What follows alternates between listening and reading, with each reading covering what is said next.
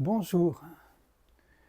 Aujourd'hui, je vais me prêter à un exercice que je n'ai encore jamais fait, c'est me contenter de lire la table des matières d'un livre parce que c'est éloquent. Par ailleurs, ce livre, je viens de le recevoir hier, donc je ne l'ai pas lu, je ne peux pas me permettre d'en faire des lectures, mais il se trouve que je connais déjà le contenu de ce livre parce que j'en ai une édition d'il y a une 35-40 ans. Mais là, c'est un travail nouveau sur ces... Donc, je vous montre le livre d'abord. C'est Ramana Maharshi avec une faute d'orthographe, c'est pas grave. Voilà. 40 versets sur ce qui est.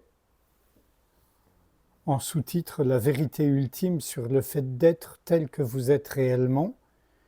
Introduction par Michael James. Et c'est une petite maison d'édition qui s'appelle Jacques Saint-Jean Vidal. Donc moi je ne l'ai pas trouvé en librairie, j'ai dû le commander. Je pense que c'est le seul moyen de le trouver, à moins d'avoir un libraire qui veut bien le commander pour vous, si ça vous intéresse. Donc ces 40 versets sont déjà très connus de ce grand maître de la non-dualité indienne, Ramana Maharshi. Je dis grand maître, il s'en offusquerait, puisque à ses yeux, il n'était pas un maître, même pas réellement un témoin d'éveil, il était simple, il répondait aux questions, et souvent même il gardait le silence, mais bon. Et Michael James, c'est quelqu'un qui vit, sauf erreur de ma part, à l'ashram de Ramana Maharshi depuis très longtemps, et qui fait pas mal de vidéos pour présenter, je dirais pas son enseignement, mais sa parole, ses écrits, les rares écrits qu'il ait laissés. Et donc, comme je ne l'ai pas encore lu, je ne fais pas de vidéo sur le contenu, c'est-à-dire les commentaires de Michael James, mais je vais lire la table des matières des 40 versets parce que c'est éloquent, plus les 2 premiers versets qui sont des versets de bénédiction. Nous sommes en Inde, n'est-ce pas? Donc, première bénédiction. Ce qui existe est seulement la conscience libre de penser qu'on appelle cœur. Donc être tel qu'il est uniquement méditer sur lui. Deuxième bénédiction. En s'abandonnant à Dieu, qui est dépourvu de mort et de naissance, l'ego qui craint la mort mourra, et ce qui restera sera sans mort. Les versets, le 1.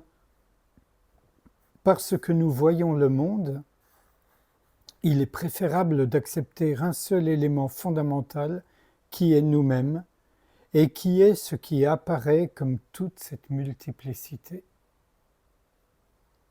2. Au lieu que l'ego se demande, débattre, argumente pour savoir s'il y a un seul fondamental ou 3 fondamentaux, se tenir dans l'état réel de soi-même en détruisant l'ego est la meilleure chose à faire. 3. L'état dans lequel l'ego est mort en investiguant soi-même, en laissant de côté le monde et toutes les différences et disputes, est agréable à tous. 4. Si l'on se perçoit comme une forme, on percevra tout le reste comme une forme.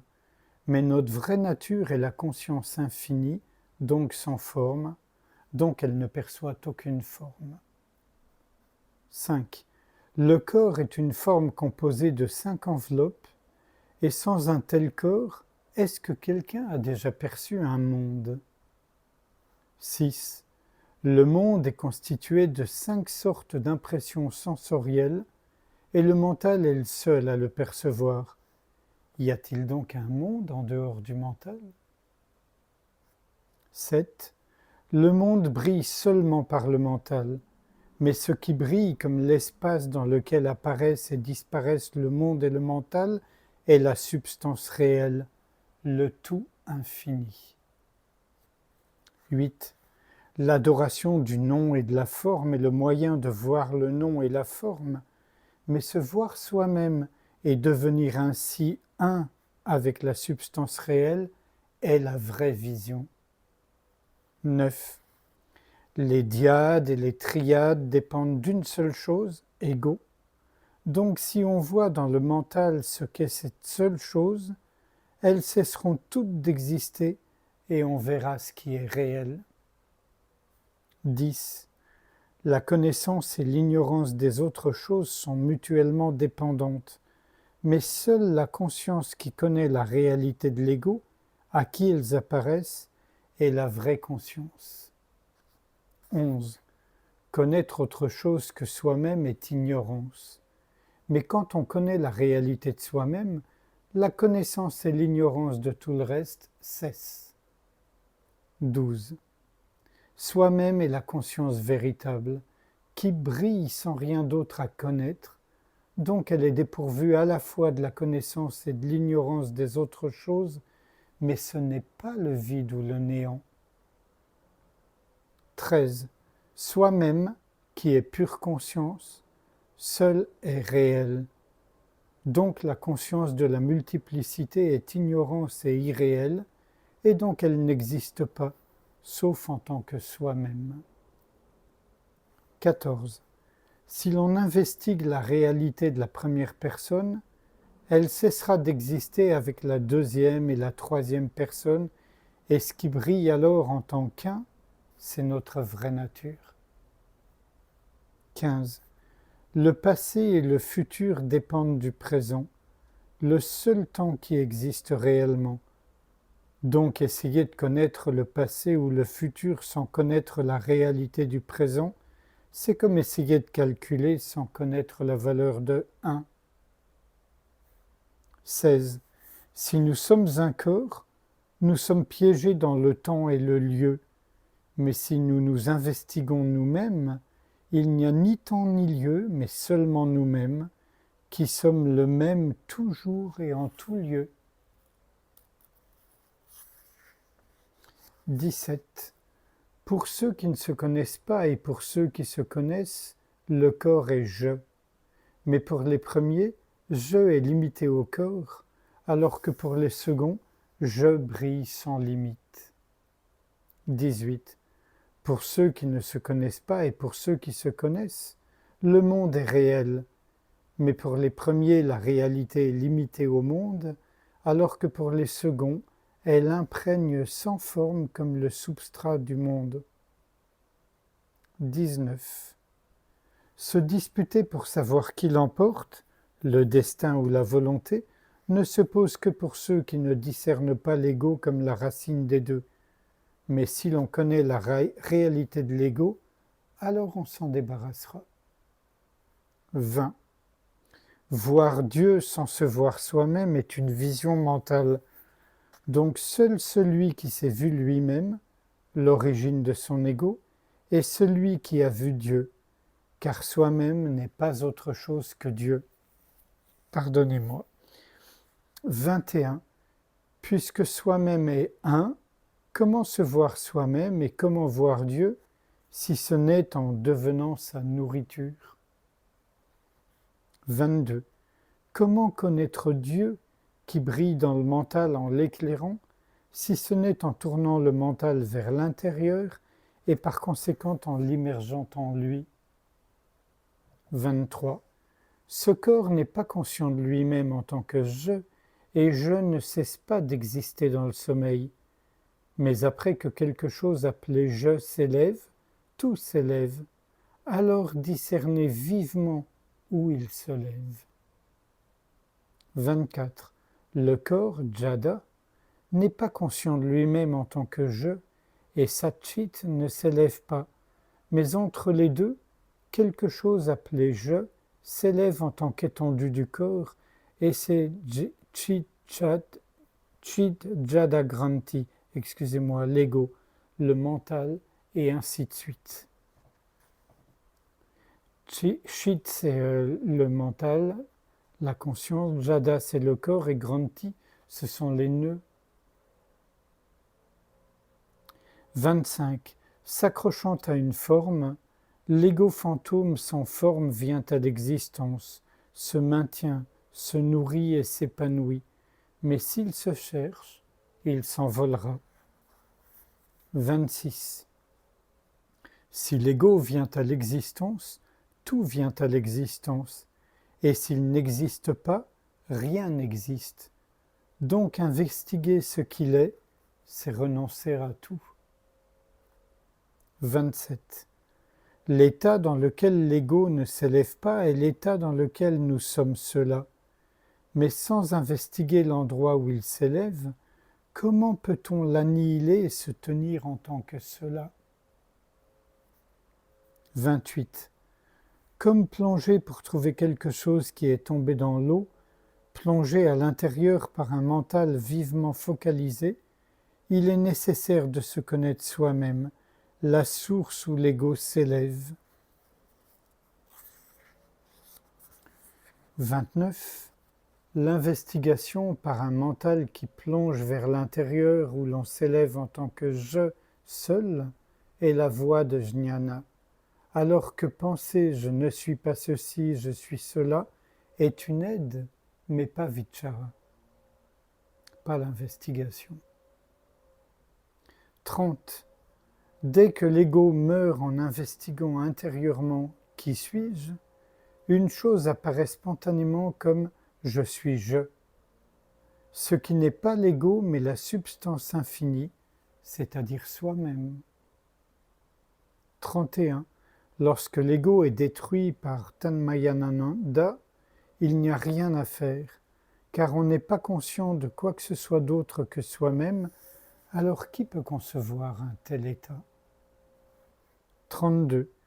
Lorsque les Védas proclament cela est toi, au lieu de se connaître et d'être soi-même en investiguant ce que je suis, en pensant je suis cela, pas ceci, est dû à un manque de force. 33. Dire je ne me connais pas ou je me suis connu est ridicule, car il n'y a pas deux soi pour que l'un connaisse l'autre comme un objet. 34. Au lieu de fusionner le mental à l'intérieur et ainsi de connaître et de se tenir fermement comme la substance réelle, se quereller au sujet de son existence et de sa nature est un méfait né de Maya, l'illusion, l'ignorance. 35. Connaître et être la substance réelle toujours accomplie, réalisée, est le vrai siddhi, le vrai pouvoir psychique. Alors que tous les autres siddhis sont irréels, comme les siddhis expérimentés dans un rêve. 36. Si nous pensons que nous sommes un corps, penser non, nous sommes cela, ne sera qu'une bonne aide. Mais puisque nous sommes déjà cela, pourquoi devrions-nous toujours penser nous sommes cela? 37. Même l'affirmation dualité dans la pratique spirituelle, non-dualité dans l'accomplissement n'est pas vraie, car même si l'on cherche le 10e homme, qui est un autre que lui-même? Ah pardon, ça fait allusion à une histoire que vous connaissez peut-être, qu'on trouve dans l'hindouisme et dans le soufisme, mais aussi dans le judaïsme. C'est un groupe de 10 hommes. Et je ne sais plus très bien comment ça vient, mais il y en a un qui se met à compter pour voir combien ils sont. Et il s'oublie à chaque fois, donc il en voit que 9. Voilà. Donc le 10e homme, c'est je.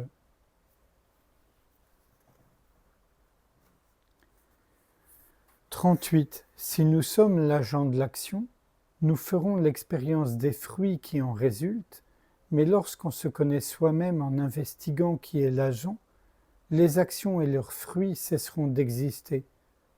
39. Les pensées d'asservissement et de libération existent seulement tant qu'on semble être limité et asservi. Mais lorsqu'on se regarde soi-même pour voir qui est limité, on verra que l'on est toujours libéré. 40. Si on dit que la libération est avec forme, sans forme, ou bien avec forme ou sans forme, je répondrai que seule la destruction de l'ego est libération.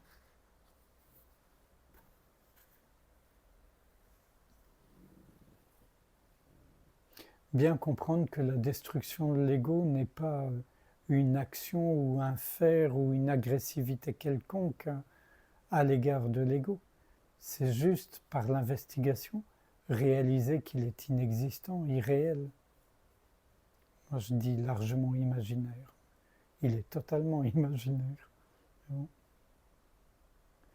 Sans réfléchir à ce qui vient d'être lu et un peu dit, je vous invite à passer un moment en silence avec moi, sans rien faire, juste être ouverture.